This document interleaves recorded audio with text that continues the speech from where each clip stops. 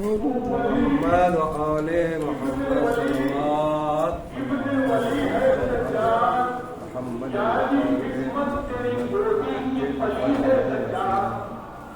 اعوذ باللہ من الشیطان الرجیم بسم اللہ الرحمن الرحیم وبه نستعین انہ خیر الناصرین والمعین وقال رسول اللہ صلی اللہ علیہ وآلہ وسلم بسم اللہ الرحمن الرحیم حسین منی وانا من الحسین صلی محمد وآل محمد وعجل فرجہم۔ عزیزان گرامی، برادران عزیز، پیروکار جناب علی اکبر اور علی اکبر کے سیرت پر چلنے والے نوجوان، ہماری اس مجالس کا جو گفتگو ہو رہا ہے وہ ہے سیرت علی اکبر۔ انشاءاللہ آج کی گفتگو اتمام تک انشاءاللہ پہنچانے کی کوشش کریں گے، ورنہ اتنے فضائل ہیں کہ پوری زندگی ختم ہو جائے گی لیکن علی اکبر کے فضائل کبھی ختم نہیں ہو سکتے۔ رسول خدا کا ارشاد ہے حسین منی وانا من الحسین، حسین مجھ سے ہے اور میں حسین سے۔ یہاں دو باتیں ہیں، ایک بات پر انسان متفق ہے اور دوسری بات جو ہے انسان کو غور و فکر کرنے کی ضرورت ہے۔ حسین منی کہہ رہا رسول حسین مجھ سے ہے، یعنی ہر نواسہ نانا سے ہوتا،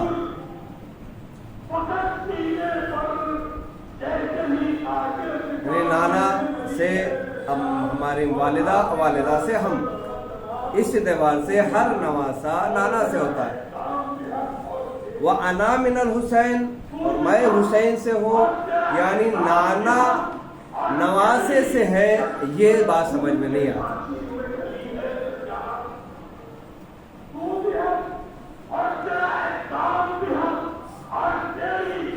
نانا نواسا نانا سے ہے، یہ بات سب کے سمجھ میں آتی ہے، لیکن نانا نواسے سے ہے یہ بات سمجھ میں نہیں آتی۔ تو کس طریقے سے رسول خدا نے ارشاد فرمایا کہ میں حسین سے ہوں اور حسین مجھ سے ہے؟ تو جناب رسول خدا کی زندگی کا مطالعہ کرنا پڑے گا کہ رسول خدا کی زندگی کیا تھی، رسول خدا نے کس دور میں زندگی گزاری اور رسول خدا کے مقاصد کیا ہیں، اور کن مقاصد کو چھوڑ کر رسول خدا یہاں سے رخصت ہوئے۔ رسول نے دین اسلام پھیلایا، پہلی دعوت ذوالعشیرہ رسول کے جناب ابو طالب کے گھر میں، یہاں سے لے کر سفر چالو ہوا غدیر قم تک۔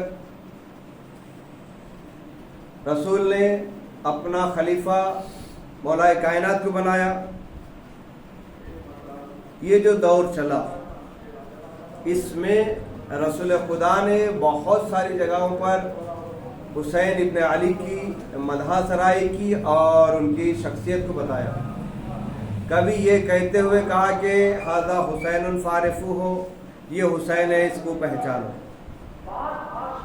یہ کب کہا؟ جب رسول منبر پر تشریف فرما تھے اور خطبہ دے رہے تھے، رسول آئے، ابا کا دامن پیر سے اجلا، رسول گر گئے اور گرنے کے بعد خود اترے رسول، حسین گرے، رسول خود اترے، اترنے کے بعد حسین کو اپنے آغوش میں لیا اور جو ہے منبر پر آ گئے۔ میں کہوں گا یا رسول اللہ، آپ کے صحابیوں کا مجمع تھا، کسی سے کہہ دیتے کہ اٹھا لے، اب خود کیوں آئے اٹھانے کے لیے رسول کو؟ تو عجب نہیں رسول آواز دے کہ امامت کو اگر کوئی سہارا دے سکتی ہے، بہت توجہ، امامت کو اگر کوئی سہارا دے سکتی ہے تو یا وہ نبوت سہارا دے گی یا امامت سہارا دے گی۔ گنہگار امامت کو سہارا نہیں دے سکتی، ایک پہلی وجہ۔ دوسری وجہ جب یہ ہے رسول خدا امام حسین کو اٹھا کر منبر پر لائے اور آغوش میں بٹھا کر کہا کہ ھذا حسین فارفوہ، یہ حسین ہے، اس کو پہچانو۔ جبکہ ہر آپ کا چاہنے والا جو اس وقت مسجد میں تھا سب جانتے تھے یہ آپ کا نواسا ہے، آپ کی لخت جگر جناب فاطمہ زہرا کا بیٹے ہیں. تو پھر یہ کہنے کی ضرورت کیا تھی کہ یہ حسین اس کو پہچانو؟ رسول یہاں پر ہمیں تفسیر بیان کر رہے ہیں حسین منی وانا من الحسین کی، کہ جب میں نہیں رہوں گا تو اس منبر کا حقدار یہ ہوگا، جب میں اس دنیا سے چلا جاؤں گا تو میرے اسلام کو بچانے والا یہی رہے گا، نماز کو بچانے والا یہی، روزے کو بچانے والا یہی، حج کو بچانے والا یہی. کربلا کے میدان میں اپنا پورا بھرا گھر میرے دین اسلام کو بچانے میں خرچ کر دے گا. تو معلوم ہوا رسول خدا نے کب کہا؟ اس وقت کہا کہ حسین منی وانا من الحسین، حسین مجھ سے ہے اور میں حسین سے ہوں. تو کربلا کے میدان میں آدم سے لے کر خاتم تک اسلام آیا، اسلام کی تبلیغ ہوتی رہی، اسلام کی تبلیغ ہوتی رہی. جناب رسول خدا نے اکمال کیا، تکمیل کیا، اسلام کیا غدیر قم میں، اور مولا کائنات نے اپنے دور میں اس کی حفاظت کی، اس کو محفوظ رکھا. اور جو حفاظت کے ساتھ ساتھ جو اسلام کو بچایا وہ ہے ہمارے حسین علیہ السلام اور ان کے اہل بیت علیہ السلام نے کربلا میں اپنی جان کو قربان کر دی. تو سب سے بڑی شہادت جو کربلا میں آئی وہ ہے شبیہ رسول حضرت علی اکبر کی. اب سمجھے حسین منی وانا من حسین کا مطلب میں حسین سے ہوں. اگر کربلا میں علی اکبر نہ ہوتے اور شہید نہیں ہوتے تو یہ انا من الحسین کی تفسیر مکمل نہیں ہوتی. تو شبیہ رسول کا کربلا کے میدان میں ہونا تو یہ تفسیر ہے اس حدیث کی، جس حدیث کو رسول خدا نے اصحاب کے درمیان فرمایا تھا کہ حسین منی و انا من الحسین، حسین مجھ سے ہے اور میں حسین سے ہوں. تو تفسیر ہے، تفسیر میری حسین منی یعنی علی اکبر تفسیر کربلا ہے اور اس حدیث کی تفسیر ہے. جناب آدم صفی اللہ ہونے کے باوجود رسول خدا کی شبیہ نہیں بنے. جناب نوح نجیب اللہ ہونے کے باوجود رسول کی شبیہ نہیں بن سکے. جناب ابراہیم خلیل اللہ ہونے کے باوجود رسول کی شبیہ نہیں بن سکے. جناب موسیٰ کلیم اللہ ہونے کے باوجود رسول کی شبیہ نہیں بن سکے. جناب عیسیٰ روح اللہ ہونے کے باوجود رسول کی شبیہ نہیں بن سکے. شیش ہیبت اللہ ہونے کے باوجود رسول کی شبیہ نہیں بن سکے. نبی علی امیر المؤمنین ولی اللہ ہونے کے باوجود رسول کی شبیہ نہیں بن سکے. لیکن اللہ اکبر حسین کا وہ لاڈلا جسے علی اکبر کہتے ہیں وہ نہ نبی ہے نہ امام ہے، لیکن پروردگار عالم نے شبیہ رسول بنا کر بھیجا تاکہ حسین کے آنکھوں میں آنسو نہ پائے. اس لیے کہ حسین رسول کے مرنے کے بعد انہیں اپنے نانا کو بہت زیادہ چاہتے تھے، اس وجہ سے شبیہ رسول بنا کر امام حسین کے نزدیک پروردگار عالم نے بھیجا. ایک صلوات پڑھیں محمد والے. تو یہ ہے مرتبہ جناب علی اکبر کا. ہر ایک کے پاس ایک ذوالجناح ایک گھوڑا ہوتا تھا جس کا الگ الگ نام تھا. جناب رسول خدا کا گھوڑا تھا جس کا نام عقاب تھا، جس پر رسول خدا سوار ہوتے تھے. امام حسین کا جو گھوڑا تھا اس گھوڑے کا نام ذوالجناح تھا.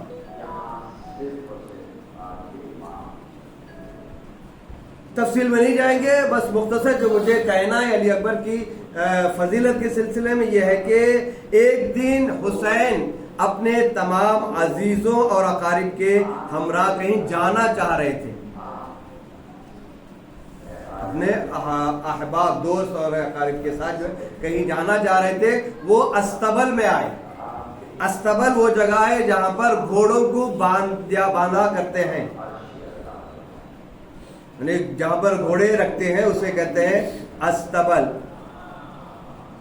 تو امام نے فرمایا کہ جاؤ استبل میں جا کر گھوڑوں کو اپنے لیے چن لو، گھوڑوں کو لے لو، اس کے بعد ہم نکلیں گے۔ اس استبل میں جناب رسول خدا کا گھوڑا بھی موجود تھا۔ اس گھوڑے کی خاصیت، اس عقاب کی خاصیت یہ تھی، وہ اپنے پشت پر کسی کو سوار نہیں کراتا تھا، اور جو گئے تھے وہاں پر گھوڑے لینے کے لیے سب کی یہی خواہش تھی کہ عقاب مجھے مل جائے، عقاب مجھے مل جائے، یعنی رسول خدا کا گھوڑا پر میں سواری کروں گا، رسول خدا کے گھوڑے پر میں سواروں گا۔ ہر آدمی گیا، کوئی بھی سوار نہیں ہو پایا۔ وہ جیسے ہی سوار ہونے کی کوشش کرتا، گھوڑا جو ہے اسے زمین پر دے مارتا۔ یہاں تک کہ جناب عباس بھی گئے، لیکن جناب عباس کو بھی سوار نہیں کروایا، ہونے نہیں دیا۔ جب سبھی ہار گئے تو جناب علی اکبر بھی وہاں پہ موجود تھے۔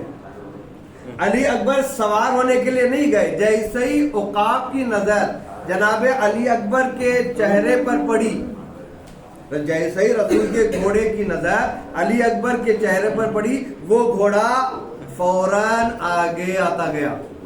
علی اکبر گھوڑے کے قریب نہیں گئے، گھوڑا قریب آتا گیا۔ کیا وجہ ہے؟ وجہ یہ ہے کہ علی اکبر شبیہ مصطفیٰ ہیں۔ گھوڑا دیکھیں، اس کے باوجود علی اکبر کو دیکھ کر گھوڑا سامنے آیا، اور آنے کے بعد اپنے سامنے کے پیر لمبے کر دیے اور پیچھے کے پیر سے بیٹھ گیا، تاکہ علی اکبر کو کوئی پریشانی نہ ہو میرے پشت پر بیٹھنے کے لیے۔ تو یہ ہے علی اکبر، یعنی وہ گھوڑا، وہ عقاب جو اپنے اوپر کسی کو بٹھانا نہیں چاہتا تھا، کوئی بھی آ کر بیٹھتا تو گرا دیتا تھا، لیکن چونکہ علی اکبر شبیہ مصطفیٰ تھے، وہ گھوڑا علی اکبر کے اندر رسول کی تصویر کو دیکھ رہا تھا، رسول کی خوشبو کو سونگھ رہا تھا۔ تو اسی خوشبو کو سن کر رسول کے شبیہ جناب علی اکبر کے قدموں پر آیا، سر کو رکھا اور علی اکبر کو اپنے پشت پر سوار کیا۔ اللہ اکبر! جب یہ جاندار گھوڑے، جانور گھوڑے رسول کی شبیہ کا احترام کر رہے ہیں تو امت مسلمہ کے عقل پر پتھر پڑ گئے ہیں کہ یہی وہ علی اکبر ہے۔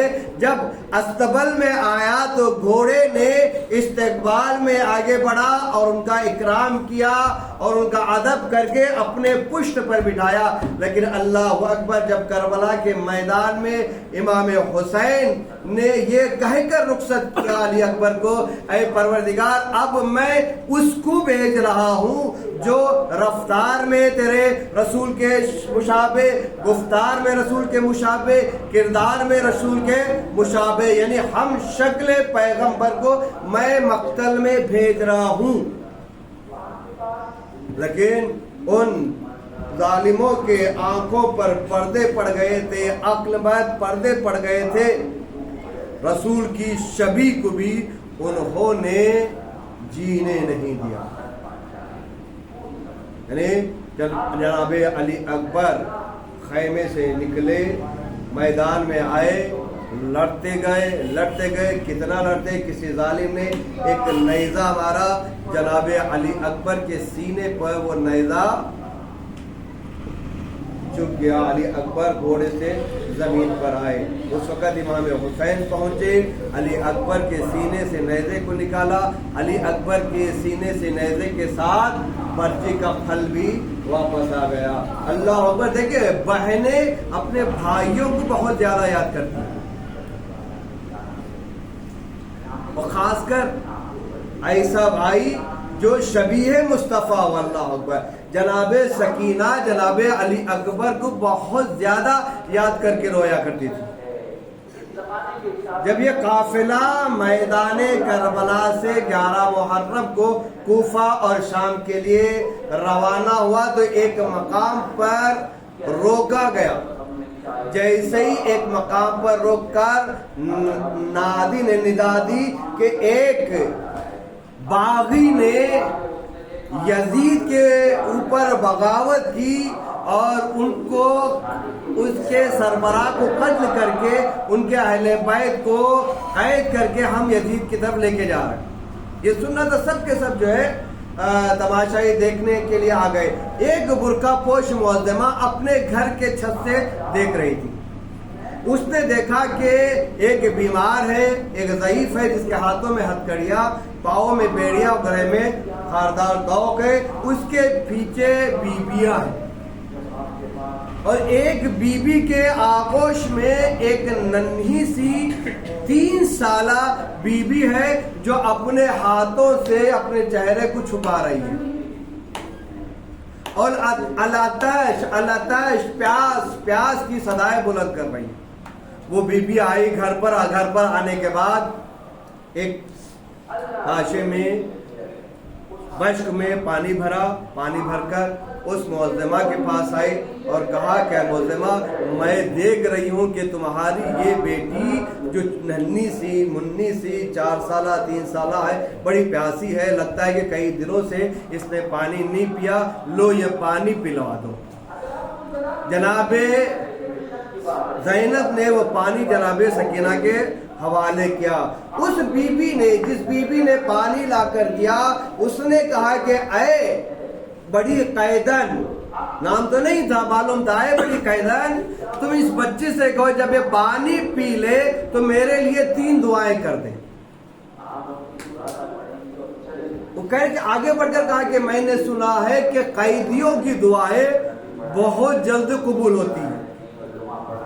جناب زینب نے سکینہ سے کہا اے سکینہ رک جاؤ، پانی ابھی نہیں پینا، پہلے اس کی دعائیں کرنا اس کے بعد پانی پینا. تو بتاؤ زینب نے کہا تمہاری پہلی دعا کیا ہے؟ کہا میری پہلی دعا یہ ہے کہ میں مدینہ شریف میں پہنچوں. میں مدینہ جانا چاہتی ہوں، تم دعا کرنا کہ میں راستے ہموار ہو جائیں تاکہ میں مدینہ پہنچ جاؤں. جناب سکینہ نے ننھے ہاتھ اٹھائے، کہا پروردگار اس معظمہ کو مدینہ پہنچانے. اللہ. کہا بی بی دوسری دعا کیا ہے؟ کہا میں قمرِ بنی ہاشم میں پہنچوں، وہاں پر فاطمہ زہرا کے گھر پر جاؤ. جیسے ہی یہ جناب زینب نے سنا کہا اے بی بی وہاں فاطمہ زہرا کے گھر، وہ کون تھا گھر؟ کہا اے قیدن تو اپنی زبان سے میری شہزادی کا نام نہیں لینا. جناب زینب نے کہا ان کے گھر میں کون کون ہے؟ کہا ان کے گھر میں میری شہزادی جناب زینب ہے، میری شہزادی جناب ام کلثوم ہے اور میرا شہزادہ حسین ہے. تو ایک مرتبہ اللہ اکبر جناب زینب نے کہا اے معظمہ بتاؤ کیا تم زینب کو دیکھو گی تو پہچان لو گی؟ تو ایک مرتبہ چیخ مار اس کے معظمہ نے کہا خبردار میری شہزادی کا نام اپنی زبان سے نہیں لینا، بڑے مجمع میں میری شہزادی کا نام نہیں لینا. تو ایک مرتبہ اس شہزادی جناب زینب نے کہا اے بتاؤ کیا تم پہچان لو گے اپنے حسین شہنشاہ حسین کو دیکھے گی تو پہچان لو گی؟ کہا کیوں نہیں پہچان لوں گی. اللہ اکبر. جناب شہزادی زینب نے اپنے بندھے ہوئے ہاتھوں سے اپنے بالوں کو ہٹا کر کہا اے ام ابیہا تم نے کہا پہچانا، میں تیری شہزادی زینب ہوں اور وہ جو نو کے سینہ پر قرآن کی تلاوت کر رہا ہے وہ تیرا شہزادہ میرا بھائی حسین ابن علی ہے، اور جو میری آغوش میں چھوٹی سی بچی ہے وہ بھائی کی بیٹی جناب سکینہ ہے لعنۃ اللہ علی قوم الظالمین سیعلم الذین پروردگار تجھے واسطہ ہے جو مومنین پریشان حال ہیں پروردگار تجھے واسطہ اہل بیت اطہار کا ایران کی حفاظت فرما پروردگار دشمنان اسلام کو نصب و نابود فرما خاص کر اسرائیل امریکہ کو نصب و نابود فرما پروردگارہ ہماری اس مجلس کو خلیل کی عبادت کو قبول فرما پروردگارہ تجھے واسطہ اہل بیت آخری والی وارث امام زمانہ کے ظہور میں تعجیل فرما اور ہمیں ان کے آوان اور خاموشی فرما تقبل دعاؤں و حاجت